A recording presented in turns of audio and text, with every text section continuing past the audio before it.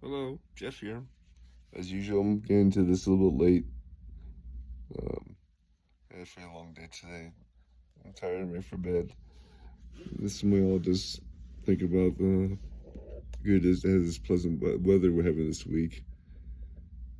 And the weather pattern looks rather nice and sunny, and lows in the 50s and the highs in the lower 70s for foreseeable future the next 8 days. So, looks pretty nice and pleasant. I was saying I must not dilly-dally this morning, do too much wormholes or rabbit holes. I had to get straight to my study. I had a rather heavy day today, and I probably wouldn't get to all that is on the books to be done. So I need to get moving.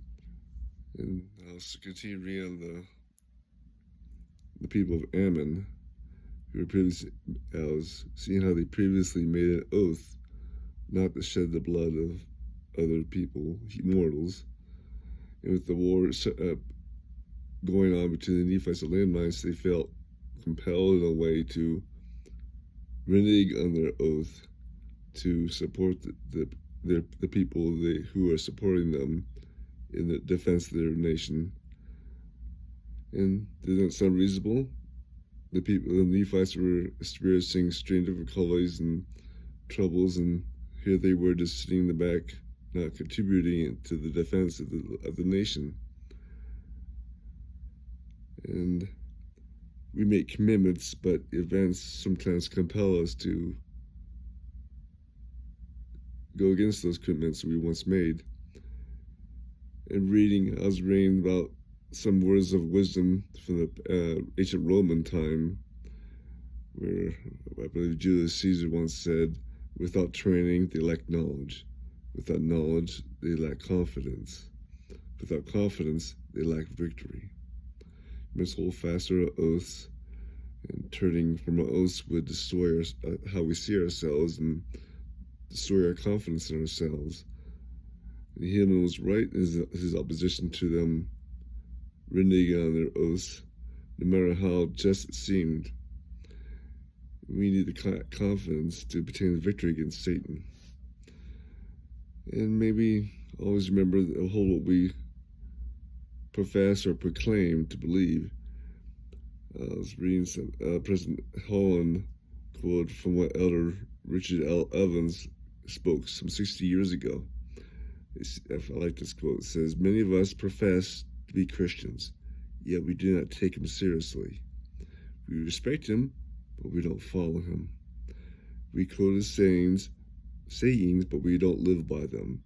We admire him, but we don't worship him."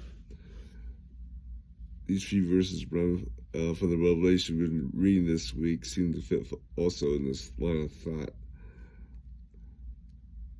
In section 94 goes, "And truth is knowledge of things as they are, as they were, and as they are to come." That's a pretty succinct definition of truth. "And whatsoever is more or less than this is the spirit of that wicked one who was a liar from the beginning. The spirit of truth is of God. I am the spirit of truth.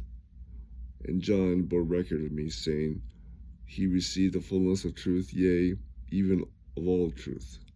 And no man receiveth the fullness, and no man receiveth the fullness, keepeth his commandments."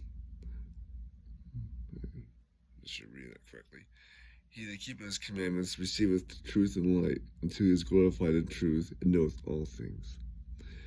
As we keep covenants and uphold our beliefs and oaths, we are told we shall receive further light and knowledge. And as more light comes in our world, we shall see more things of God around us. And I know the truth and the answers to our general questions come to us as we are obedient to commandments of God. And what a glorious promise that we were given there. The knowledge of truth and the answers to our greatest questions is promised to come to us as we are obedient to commandments of God. In a certain day, but it is must close up for the day. Survey of the Section 93 needs to be further looked at and just make perpetual revisiting of this section, not just a one-time thing, reading it through.